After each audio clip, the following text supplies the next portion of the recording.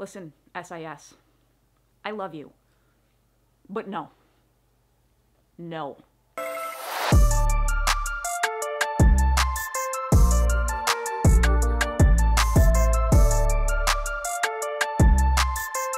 What is going on, guys? My name is Sarah. I hope you are all having a fantastic day. I've got about 6 minutes before I got to get my butt on this bike to join a Zwift Academy group ride. Now, I mentioned in my video for workout number 3 that there's a different type of group ride this year in 2020 for the Zwift Academy to qualify for the pro contract. And while I'm not trying to qualify for the pro contract, I do want to check out the experience of this new group ride called a segment group ride. It is supposed to be a hybrid between like a race and a group ride. We can kind of joke that all group rides are actually races, but there's a different objective for what they're looking for when they check out your power profile on these segment group rides. And that is looking for attacking segments. So you're not looking to maybe strategize to be the first person to the finish. It might be a secondary goal for you, but the point is to expend the most power and to dial in that power profile for specific segments in the group rides. Now, when you sign up for one of these group rides on the Zwift Companion app, it will give you a nice long descriptive outline of where the segments are and what type of power and what type of time you might be looking at so that you can attack those and then conserve your energy appropriately to attack those again. So in this case, there are 2 options. For this group ride, you have the option for the Innsbruck KOM after party, which is a 23.1 mile loop. I'll put a metric on the screen for you. And then the other one is the Keith Hill after party, which is a 22.8 mile loop. Now, they're very similar in distance, and one is categorized as A and one of them is categorized as B. This has nothing to do with your rider category per se. It has to do with the difficulty. So the Innsbruck route is 2,158 feet of climbing, and the Keith Hill is 1,428 feet of climbing. So you can see that there's a substantial difference. The difficulty of the climb in the Innsbruck route is just a little bit more advanced. It doesn't mean you have to be an A rider. You could be a D rider who's looking to work that type of profile and that type of length. Go ahead and sign up for that A ride. There's no reason why you shouldn't. Just ride your own pace. The purpose of that is to hit those segments for your PBs, not to race to the finish. So for the Innsbruck ride, the 2 segments they're going to focus on is the leg snapper climb. So you're going to circle Innsbruck Ring, which is an 18-mile, basically flat route with like a 15 to 30 second leg snapper climb. Very short, very steep climb. So you want to get up on that power, get to the top, and then you'll be able to spin out those legs, do another lap, and hit it again. Once you're finished with that 18 miles, you leave Innsbruck Ring and you leave the kind of little city and you go to the Innsbruck KOM, which is a 4.6 mile climb, and then you're gonna wanna settle into probably a threshold level effort somewhere in that range. It could take you anywhere from 20 minutes if you're a strong rider, all the way up to an hour if you're newer to climbing or if you got a lower power. That's okay, keep working on it. The point is to get your personal best. So focus on those 2 segments there. And then for the Keith Hill, similar concept, but you're gonna attack the mall sprint and then you're gonna attack the Keith Hill climb. So look at those segments when you're joining these group rides, not just race to the finish. It's a little bit different than racing. So I gotta get my butt on here. I got about 3 minutes, and I will let you know how I feel about the group ride, how it went at the end.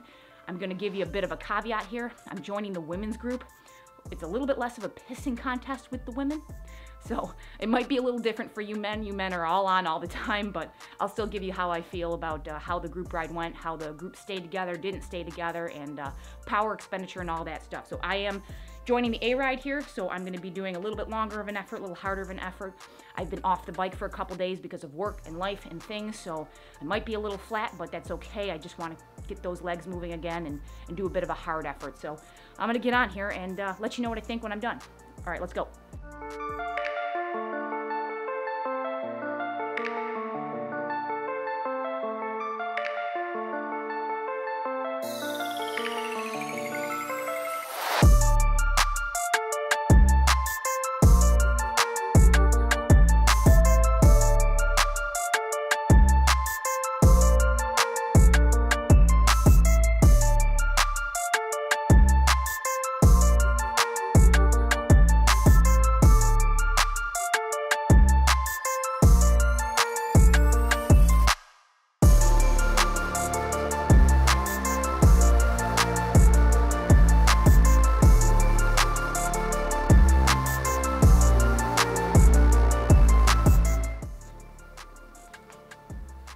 So I done fucked up, times 3, because I came unprepared to class. So today's episode of the Idiot Chronicles is officially titled Do As I Say and Not As I Do. So how did I f up?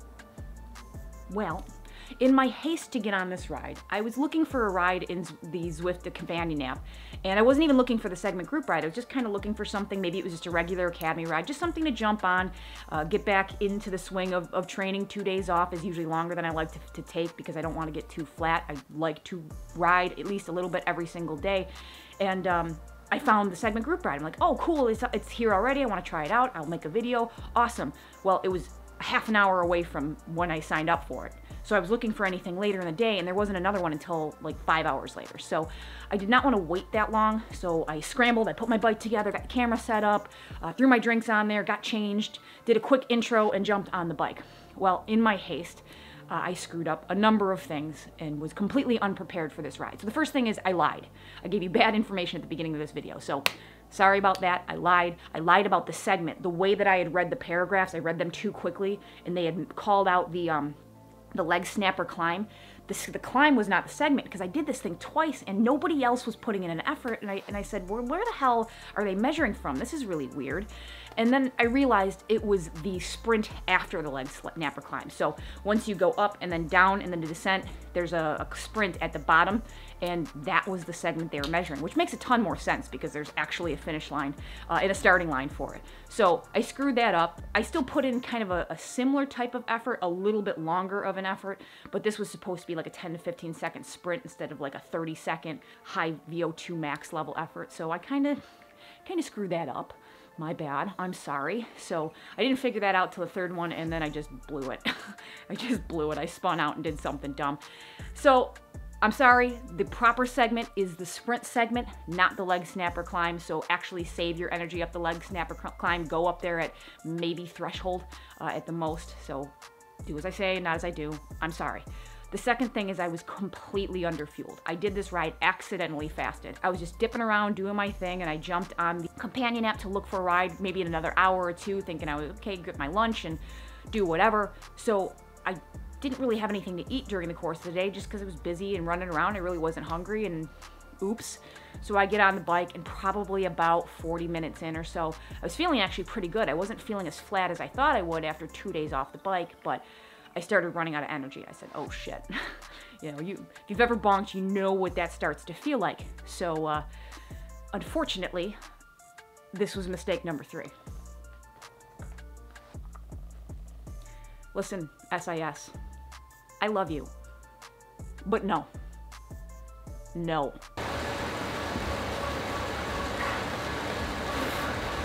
Oh, that's nasty. No, no, no, no. Ugh. Ugh.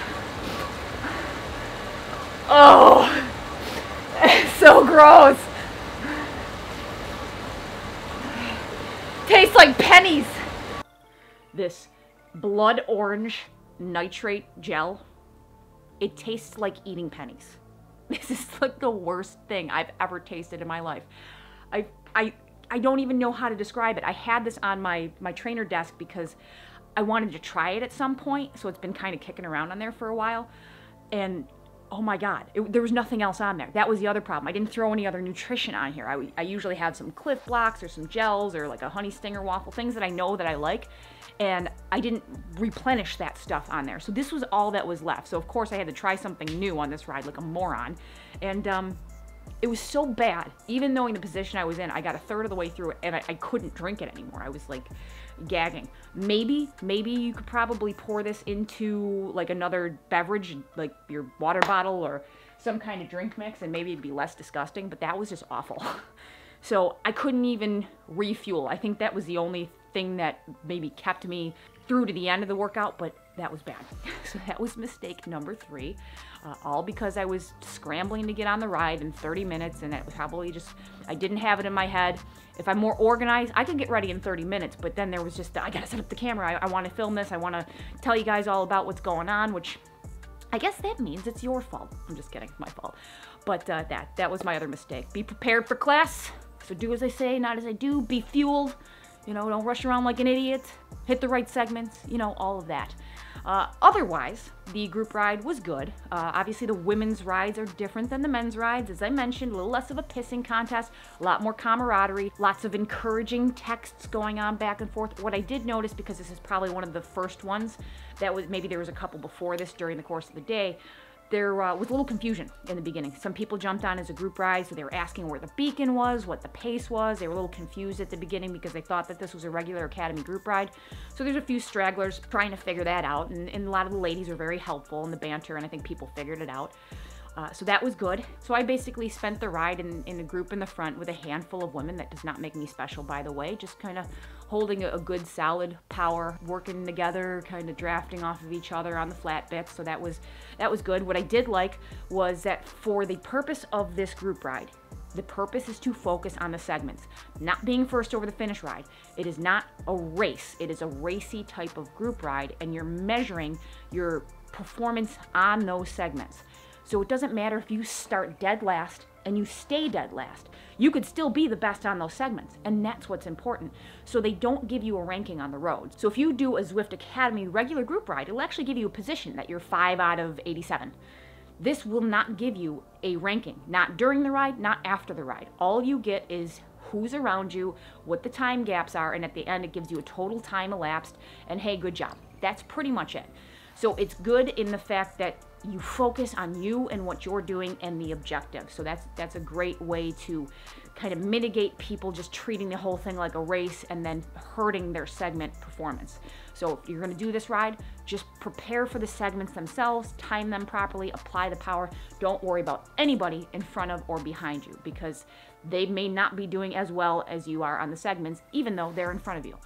The other thing that I liked was that they took away power-ups. So any kind of temptation to treat this like a race and treat the strategy of hitting that feather or hitting that arrow, it's all gone. It's not a race. It's not intended to be a race. You don't get ranked. It is, you do the segments, and if you're interested in the pro card, they're gonna dial into those segments and look at your performance, look at your power application, and that's it. So I think that they did a good job implementing it, taking away some of those temptations to not focus on the objective at hand. I think the course was solid. I think it made sense. So again, I did the Innsbruck KOM. So you had those 3 sprint efforts, burned a couple matches, and then you dial into about a, like I said, 20 to maybe even 60 minutes. I think I did like 25, 27 minutes. I can't remember. I'll look it up. I could be way off. But the climb was 4.6 miles, and you just kind of dial into a solid threshold. I was in my threshold range, but I was not able to go above threshold because my lack of fueling, because again, if I didn't mention it, I'm a moron. But that's kind of what you're trying to prepare for. So you're just gonna finish off at threshold, and then towards the end, if you wanna give it a little bit of an extra, get up over the top, and then you can kind of recover on a nice descent. You're already, the finish line is at the top, so that's when the group ride officially ends and you come off that the list of riders and you start to see everybody else. The Keith Hill ride is gonna run the same format, just slightly different segments, different amount of climbing. So you could do either one of these and get a solid workout. You approach it the same way. Maybe I'll hit the Keith Hill one if it shows up again. I think they did a great job adding this to the platform this year. I think this makes more sense in the grand scheme of the Zwift Academy, especially people going for the pro card. The group rides are fine, but they're just social recovery rides, which are important, by the way. But if you save your maybe recovery rides for the outdoors and you want to do your indoor training as actual difficult training, these group rides give you a little bit more of a challenge, a little bit something more to train for, something a little bit more relevant to structured training. So I think it's good to have the option, and it certainly makes more sense to look at those over the group rides for people who are going for a pro level, the finals. That's all I got. I recommend you check them out. They don't look like there are a ton on the calendar, but today is Sunday. I didn't look that far in advance, but make sure if you are looking to compete for that pro card that you do the ones that say Zwift Academy segment group ride. Make sure that you're doing those, because if you've done the regular group rides, they don't count.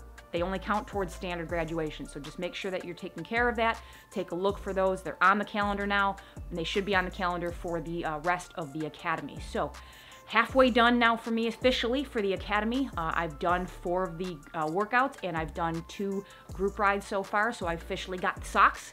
Yay for me, socks. Striped socks. I had to give up my pizza socks for the striped socks. The vegan wears pizza socks, that's correct. And yeah, halfway down, halfway to go. So thank you guys so much for watching. If you have any questions, comments, concerns, please feel free to leave them down below. I'll do my best to answer anything you have down there. Smash that thumbs up button.